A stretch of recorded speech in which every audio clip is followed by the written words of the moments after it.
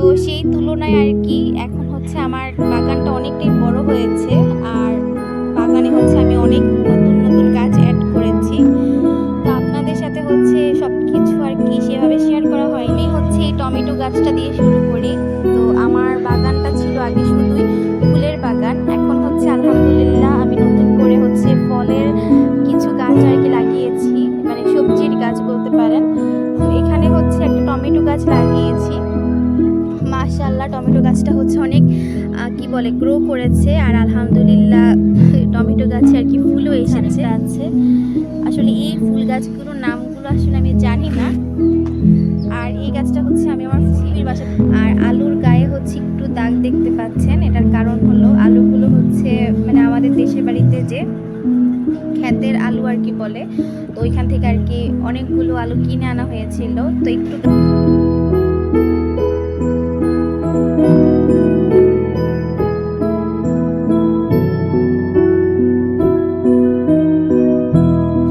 হচ্ছে একদম সুন্দরভাবে কষে গেছে। এখন আমি হচ্ছে এখানে একদম বেশি করে ঝোল দিয়ে দিব, যাতে হচ্ছে মাংসটা একটু ঝোল ঝোল থাকে আর কি।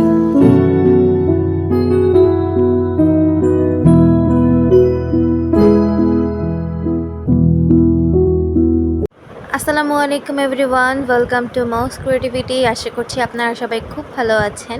ভিডিওটা ছিল ব্রেকফাস্টের পরের একটা ভিডিও। ব্রেকফাস্টের পরে সচরাচর আমার যে সকল কাজ থাকে তাই আর কি আমি এই ভিডিওতে শেয়ার করার চেষ্টা করেছি। তো ব্রেকফাস্টটা সেরেই আমি যেটা করি, ভাতের জন্য যে চালটা ধোয়া হয় সেই চালের থেকে একটু পানি নিয়ে আমার মানি প্ল্যান্ট গাছটাতে দিয়ে দিই। আবার মাঝে মাঝে হচ্ছে ডাল ধোয়ার যে পানিটা বের হয় সেটাও কিন্তু আমি আমার মানি প্ল্যান্ট গাছটাতে দিই। আসলে চাল ধোয়া পানি বা ডাল ধোয়া পানি দোনোটাই কিন্তু গাছের জন্য অনেক উপকারী। আর আমার এই গাছটা যেহেতু ইনডোর প্ল্যান্ট, বেশি একটা রোদ পায় না, তো আমি হচ্ছে যতটুকু মানে সম্ভব এটার কেয়ার করার চেষ্টা করি। তো যাই হোক, এখন হচ্ছে আমি একটা মিষ্টি কুমড়া কাটবো আর কি। আর মিষ্টি কুমড়াটার সাইজ কিন্তু খুবই ছোট, কিন্তু এখানে মনে হচ্ছে যে অনেক বড়। আর এই মিষ্টি কুমড়াটা হচ্ছে একদমই পাকা একটা মিষ্টি কুমড়া, যদিও বা কালারটা অত সুন্দর হয়নি, যতটা সুন্দর কালার ভেবেছিলাম হবে, আর অত একটা মিষ্টিও কিন্তু হয়নি। আর এই জন্যই পরবর্তীতে যখন মিষ্টি কুমড়োটা রান্না করা হয়েছিল এর ভিতরে কিন্তু চিনি দিতে হয়েছিল, তাও 2 চা চামচ পরিমাণে, যাতে স্বাদটা একটু মেনটেন হয় আর কি। এইখানে হচ্ছে আমি শুরুতে যেই মিষ্টি কুমড়াটা আপনাদেরকে দেখিয়েছিলাম সেই মিষ্টি কুমড়াটাকে এরকম হচ্ছে চাক চাক করে আর কি কেটে নিয়েছি। এটা হচ্ছে ভাজি করব, মানে শুকনা ভাজি করে দেন হচ্ছে পেঁয়াজ দিয়ে আর কি একটু ভুনার মতো করব, যাতে ডাল দিয়েও খাওয়া যায়, আবার হচ্ছে খালি খালিও খেতে ভালো লাগবে। এখানে হচ্ছে আলু কেটে নিয়েছি। এই আলুগুলো কেটে নিয়েছি এর কারণ হলো আমি হচ্ছে মুরগির মাংস রান্না করব। একদম হচ্ছে ঝোল ঝোল করে পাতলা একটা ঝোল হবে, আর আলু দিয়ে আর কি মুরগির মাংস রান্না করব। সেজন্য আর কি এখানে এইভাবে আর কি কি বলে আলুগুলো কেটে নিয়েছি। আর আলুর গায়ে হচ্ছে একটু দাগ দেখতে পাচ্ছেন, এটার কারণ হলো আলুগুলো হচ্ছে মানে আমাদের দেশের বাড়িতে যে ক্ষেতের আলু আর কি বলে, তো ওইখান থেকে আর কি অনেকগুলো আলু কিনে আনা হয়েছিল। তো একটু গায়ের মধ্যে হালকা হালকা দাগ থাকে কয়েকটা আলুর। তো এটা আসলে তেমন ব্যাপার না, এটা আর কি নষ্ট না, জাস্ট কি বলে ক্ষেতের মধ্যে যে আলুগুলো থাকে আর কি, অনেকগুলো আলু তো মানে সবগুলো আলু তো আর ফ্রেশ হয় না, কিছু কিছু আলুর গায়ে হচ্ছে এরকম দাগ থাকে। তো মানে সেরকমই একটা আলু আর কি, তো এটা আর কি নষ্ট আলু না। তো এই হচ্ছে আর কি আমাদের আজকের দুপুরের খাবার দাবারের আয়োজন।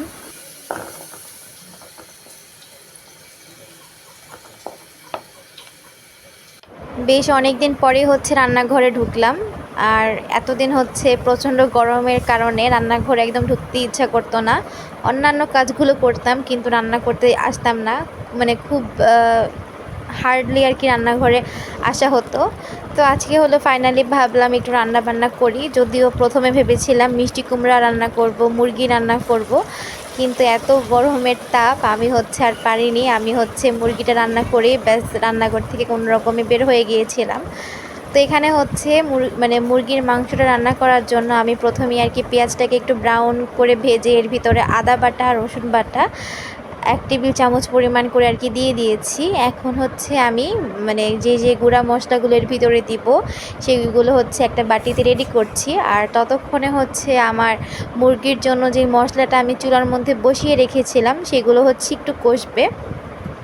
তো আমি হচ্ছে মুরগির মাংসটা খুব বেশি আর কি কষাই। এটা হচ্ছে আমার মানে রান্না করার থিম আর কি। তো একেকজনের রান্না করার থিম হচ্ছে এক রকম। তো যাই হোক, আমি হচ্ছে এখানে জিরার গুঁড়ি নিয়েছি 1/2 টেবিল চামচ। তারপরে হচ্ছে বাকি সব কিছুই, যেমন হচ্ছে গরম মশলার গুঁড়া কিন্তু 1/2 টেবিল চামচের চেয়েও একটু অল্প নিয়েছি। আর গোলমরিচের গুঁড়া দিয়েছি 2 চিমটি পরিমাণে। তারপরে হচ্ছে 1/2 চা চামচ পরিমাণে হলুদের গুঁড়া, 1/2 চা চামচ পরিমাণে মরিচের গুঁড়া আর স্বাদ অনুযায়ী লবণ। তো এই হচ্ছে আমার মুরগি রান্না করার মেন উপকরণ আর কি, মানে গুঁড়া মশলার।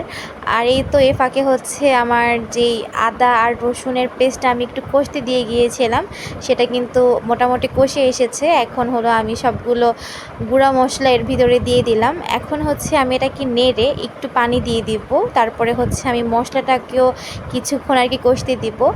আর আমার কাছে মনে হয় যে মানে মুরগির মাংস, গরুর মাংস, আমি হচ্ছে কখনো গরুর মাংস তেমনভাবে রান্না করিনি। তো যাই হোক, মুরগির মাংসই হচ্ছে বেশিরভাগ রান্না করা হয়েছে।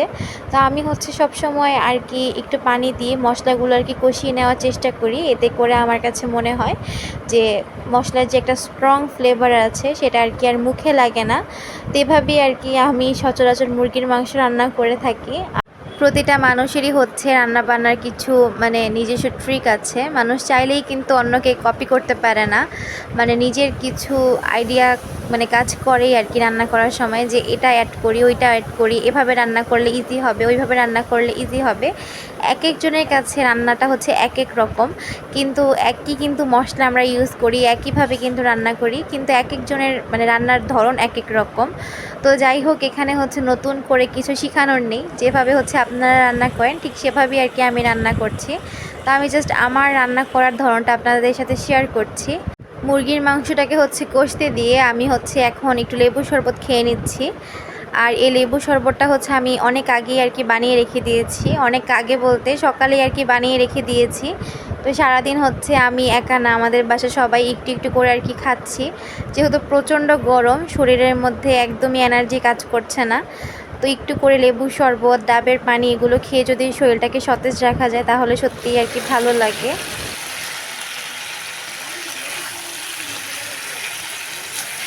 মাংসটা হচ্ছে একদম সুন্দরভাবে কষে গেছে। এখন আমি হচ্ছে এখানে একদম বেশি করে ঝোল দিয়ে দিব, যাতে হচ্ছে মাংসটা একটু ঝোল ঝোল থাকে আর কি। আর এক হাতে ক্যামেরা ধরলে মানে কড়াইটা হচ্ছে বারবার কাত হয়ে যায়, তো এই জন্য হচ্ছে একদম বিরক্ত লাগে। আর এই গরমে হচ্ছে আমি আপনাদের সাথে খুব একটা যে রেসিপি শেয়ার করেছি, রান্নাবান্না শেয়ার করেছি ঈদের পরে, এমনটা না। কারণ প্রচণ্ড গরম পড়ে, আর মনে হয় যে যত তাড়াতাড়ি সম্ভব রান্নাঘর থেকে বের হলেই বাঁচি, এমন একটা অবস্থা। আর অনেক সময় এখন তো আমার আম্মু বাসায় আছে, তো দেখা যায় যে রান্নাবান্নাগুলো বেশিরভাগ ক্ষেত্রেই আম্মু করে, আমাদের হচ্ছে খুব একটা ঘরে আর কি ঢুকতে হয় না। তো যাই হোক, আজকে হলো খুব শখ করে মুরগি রান্না করতে আসলাম। জানি না মুরগি রান্নাটা কেমন হবে, তবে মনে হচ্ছে যে আলহামদুলিল্লাহ ভালোই হবে। তো দেখবো আর কি, খাওয়ার পরে রিভিউ দিব ইনশাআল্লাহ। এই মাংসটা হচ্ছে এখন একটু ঝোলটা টানবে আর কি, বেশি ঝোলটা টানাবো না। আর হচ্ছে 10 থেকে 12 মিনিট আমি এটাকে কুক করব, দেন একদম ঝোল ঝোল রেখে আমি হচ্ছে এটাকে রেখে দেবো। এই হচ্ছে আর কি বলতে পারেন রেসিপি। মাংসটা রান্না করার পরে আপনাদের সাথে হচ্ছে ফাইনাল লুকটা শেয়ার করা হয়নি, তো কোনো ব্যাপার না, আমি হচ্ছে এখন আর কি আমার প্লেট থেকে আপনাদেরকে দেখিয়ে নিচ্ছি। তো এই হচ্ছে আমার মাংসের ফাইনাল লুক। আর পাশে হচ্ছে মিষ্টি কুমড়া ভাজি আর কি করা হয়েছিল, এটা আমি করিনি, এটা হচ্ছে আমার মেজো বোন করেছিল। আর এক টুকরো লেবু, আর কি লাগে, একদম পারফেক্ট একটা দুপুরের খাবার। অনেক দিন পরে হচ্ছে আমার এই বাগানটা আপনাদের সাথে হচ্ছে একটু ডিটেলসে শেয়ার করছি। আমি হচ্ছে আমার মানে আগের অনেক ভিডিওতে এই বাগানটা, আমার ছাদের এই ছোট্ট বাগানটা অনেকবার দেখিয়েছি। তো তখন হচ্ছে আমার বাগানটা একদমই ছোট ছিল, মানে এখানে হচ্ছে যেই শাড়িটা আপনারা দেখতে পাচ্ছেন, বাস এই শাড়িতেই আর কি গাছপালা ছিল। সেই তুলনায় আর কি এখন হচ্ছে আমার বাগানটা অনেকটাই বড় হয়েছে। আর বাগানে হচ্ছে আমি অনেক নতুন নতুন গাছ অ্যাড করেছি। তো আপনাদের সাথে হচ্ছে সব কিছু আর কি সেভাবে শেয়ার করা হয়নি। আর আমার হচ্ছে মানে বোনের একটা ফটো সেশনের ভিডিওতে আমার একটা আপু, আর নামটা হচ্ছে মৌরি, তো ওই আপু হচ্ছে আমাকে কমেন্ট করেছিল যে আমার বাগানটা যাতে একটু ডিটেলস দেখাই। তো আমার কি বলে চ্যানেলে প্রথম কেউ আর কি রিকোয়েস্ট করলো, তো সেটা আর কি না দেখি কিভাবে পারি। তো চলুন এই সুযোগে হচ্ছে আমার মানে বাগানের একটা ডিটেলস ট্যুর আপনাদের সাথে শেয়ার করি। প্রথমেই হচ্ছে এই টমেটো গাছটা দিয়ে শুরু করি। তো আমার বাগানটা ছিল আগে শুধুই ফুলের বাগান, এখন হচ্ছে আলহামদুলিল্লাহ আমি নতুন করে হচ্ছে ফলের কিছু গাছ আর কি লাগিয়েছি, মানে সবজির গাছ বলতে পারেন। তো এখানে হচ্ছে একটা টমেটো গাছ লাগিয়েছি। মাশাআল্লাহ টমেটো গাছটা হচ্ছে অনেক কি বলে গ্রো করেছে, আর আলহামদুলিল্লাহ টমেটো গাছে আর কি ফুলও এসেছে। তো আপনারা দোয়া করবেন যাতে গাছের ফলটাও তাড়াতাড়ি খেতে পারি। আর এই পাশে হচ্ছে আমার একটা বেগুন গাছ। তো এই বেগুন গাছটা হচ্ছে মানে আমি 2টা বেগুন গাছ কিনেছি। এটা হচ্ছে কি বলে বিচি থেকে আর কি চেলে গাছটা এতটুক হয়েছে, আর এই গাছটা হচ্ছে আমি কিনে এনেছিলাম, 2টা গাছ কিনে এনেছি। তো আলহামদুলিল্লাহ গাছটা গ্রো করেছে। এবার আপনাদেরকে দেখাই, এখানে হচ্ছে একটা বেগুনও ধরেছে আলহামদুলিল্লাহ। এই যে এখানে হচ্ছে একটা বেগুন, হচ্ছে আমার অনেকগুলো নয়নতারা গাছ আছে। এটা হচ্ছে একটা গোলাপি রঙের নয়নতারা গাছ, এটা হচ্ছে একটা মানে সাদা রঙের, আর এই পাশে হচ্ছে আরেকটা গোলাপি রঙের। একটু ভালো করে দেখাই আপনাদেরকে। তো এই হচ্ছে আমার নয়নতারা গাছের সারি। যদিও হচ্ছে আমার নয়নতারা গাছ অনেকগুলো আছে, এখানে হচ্ছে অনেকগুলো নয়নতারা গাছ আছে, কিন্তু গরমে হচ্ছে এগুলো অনেক শুকিয়ে যাচ্ছে। তারপরেও আলহামদুলিল্লাহ এই গাছগুলো ভালোই হচ্ছে সতেজ আছে। আর এখানে হচ্ছে এগুলো কি বলে আমার মানে ঠিক মনে পড়ছে না, একদম ছোট ছোট লাল লাল ফুল হয়। এখানে একটা গাছ আছে, আর এখানে হচ্ছে আরেকটা আছে। আসলে এই ফুল গাছগুলোর নামগুলো আসলে আমি জানি না। আর এই গাছটা হচ্ছে আমি আমার ফুপ্পির বাসা থেকে এনেছিলাম, তো ফুপ্পিও হচ্ছে জানতো না। তো একটা ছোট্ট ডালের মতো আর কি ভেঙে এনেছিলাম, এই হচ্ছে পাতা আর কি। আর এখানে হচ্ছে থুকনা ধরে আর কি ফুল হয়। হচ্ছে আমার মানে একটু আগে যে গাছটা দেখালাম ছোট ছোট লাল ফুলের, তো এখানে হচ্ছে একটা গাছ আছে এখানে, তো এটা হচ্ছে একদম ভরে থাকে। এইটা হচ্ছে আমার আরও একটা বেগুন গাছ।